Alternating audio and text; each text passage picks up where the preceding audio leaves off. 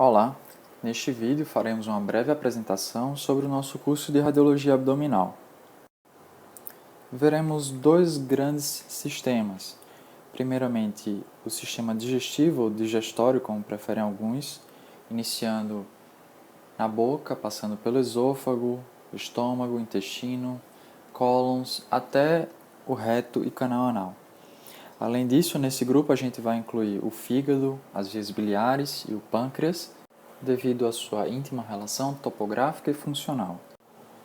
Também estudaremos o sistema geniturinário, incluindo os rins, como vocês podem ver aqui, os sistemas coletores, incluindo a bexiga, os órgãos sexuais, a próstata, o útero, os ovários, e também devemos incluir nesse grupo as adrenais devido à sua íntima relação com os rins. Os órgãos abdominais podem ser estudados através de diferentes métodos diagnósticos.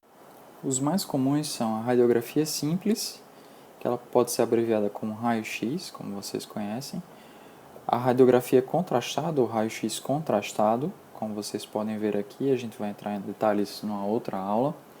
A tomografia computadorizada, também abreviada como TC, aqui a gente está vendo um exame abdominal pós-contraste com a reconstrução coronal. A ultrassonografia, como vocês podem ver nessa imagem daqui. Na ultrassonografia a gente vai estudar um pouquinho melhor através das aulas práticas. E por fim, a ressonância magnética, que está nesse canto inferior do lado direito. Aqui a gente vê uma imagem ponderada em T2 no plano coronal. A gente também vai ver mais detalhes em outras aulas. De todos esses métodos, o que eu vou enfatizar mais com vocês será a tomografia computadorizada, que a gente vê o exemplo aqui no canto direito. Antes de começarmos a falar sobre os métodos diagnósticos, a gente vai fazer uma breve revisão sobre os meios de contraste.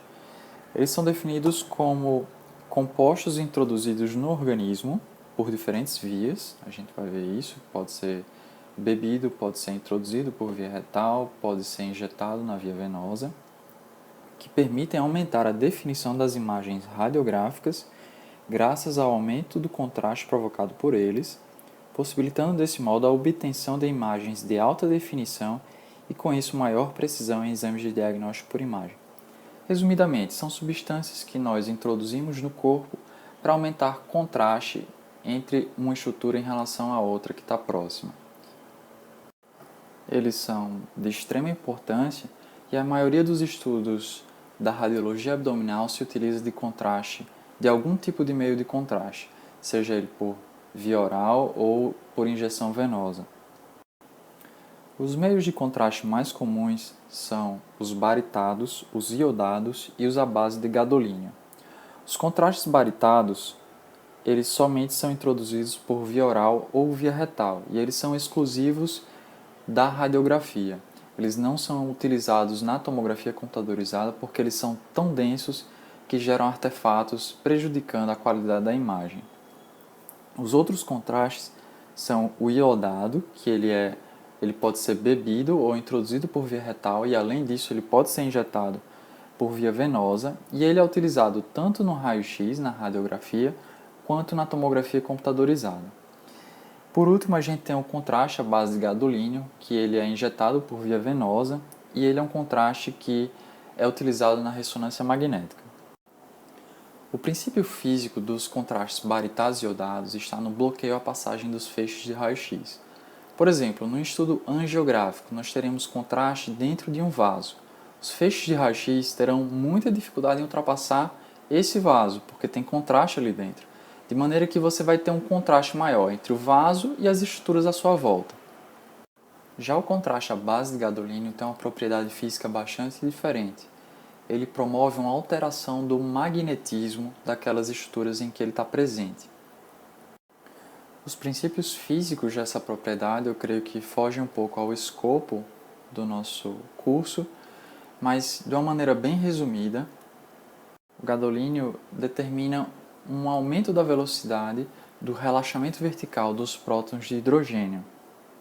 E esse relaxamento vertical é uma das propriedades, é uma das maneiras de você criar contraste nas imagens de ressonância magnética.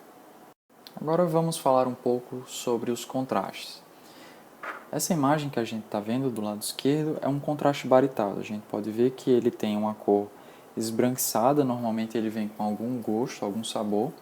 E, como eu falei, eles são utilizados ou por via oral ou por via retal.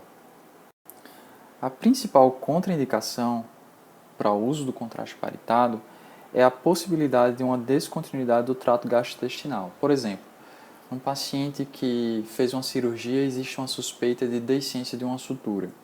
Então, esse paciente não deve ingerir o contraste baritado, porque caso ele saia do trato gastrointestinal, ele pode levar a uma mediastinite, se ele for derramado no mediastino, ou uma peritonite, se ele for derramado dentro da cavidade peritoneal.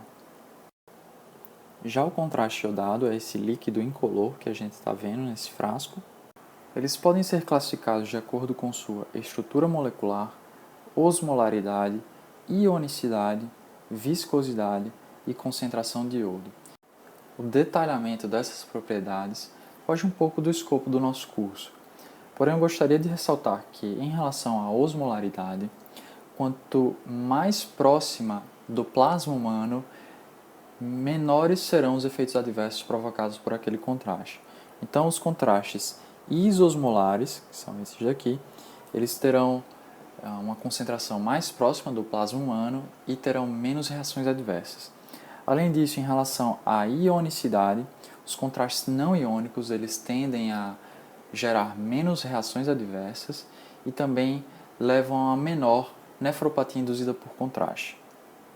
Por fim, em relação à concentração de iodo, quanto maior a concentração de iodo, maior o contraste promovido por aquele meio de contraste. Então, por exemplo, em estudos angiográficos, se dá normalmente preferência aos contrastes que possuem uma maior concentração de iodo. Em relação às contraindicações ao contraste iodado, nós temos a alergia ao meio de contraste.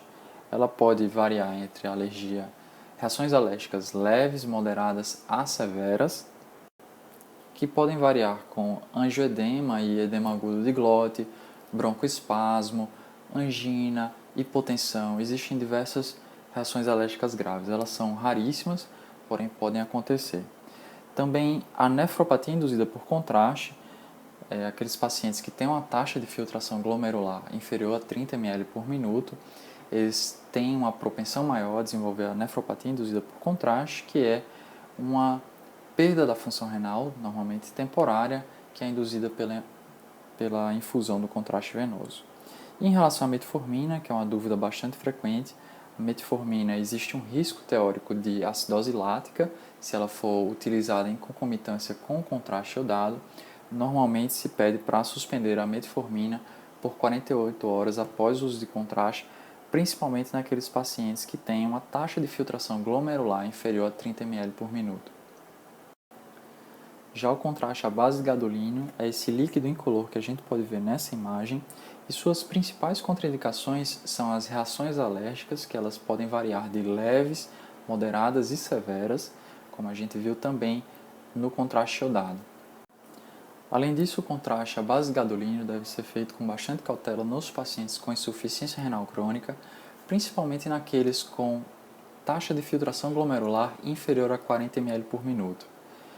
Existe uma entidade chamada fibrose nefrogênica sistêmica, que ela acontece devido à dissociação das moléculas de gadolínio do meio de contraste e sua deposição na pele, levando a uma fibrose. Por fim, existem os contrastes especiais à base de gadolínio. Nos Estados Unidos e na Europa está disponível o Gadofovec, que é um contraste angiográfico. Ele não está disponível atualmente no Brasil. E também existe o gadoxetato de sódio, também conhecido como Primovist, produzido pela empresa Bayer. Está disponível no Brasil desde 2013 e ele é um contraste hepato específico. Ele sofre duas vias de eliminação, que é a via renal e a via hepatobiliar. Ele é excretado nos canalículos biliares e isso traz algumas informações adicionais. Para terminar, eu gostaria de ressaltar a importância dos contrastes radiológicos, que são fundamentais na radiologia atual, e sem eles nós não conseguiríamos fazer os vários diagnósticos disponíveis. Nas próximas aulas a gente vai aprofundar um pouco mais e estudar as fases dos contrastes venosos e também ver alguns exemplos nas imagens. Um abraço e até a próxima.